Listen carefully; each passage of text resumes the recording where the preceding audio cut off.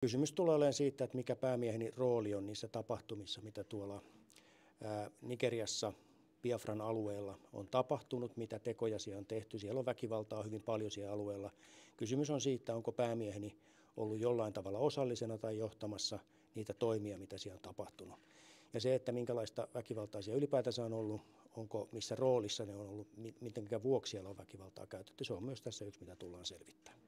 No syyttäjällä on näkemys päämieheni viestittelystä. Hän on ihan julkisesti, julkisia kanavia pitkin lähettänyt viestejä. Niitä taitaa olla liki 20 000 kaiken kaikkiaan. Täällä käsitellään nyt muutamaa sataa viestiä siitä, että mikä hänen viestinsä on ollut. Ja nyt arvioidaan sitä, että onko hän kehottanut näillä viesteillä ihmisiä ryhtymään terroritekoihin.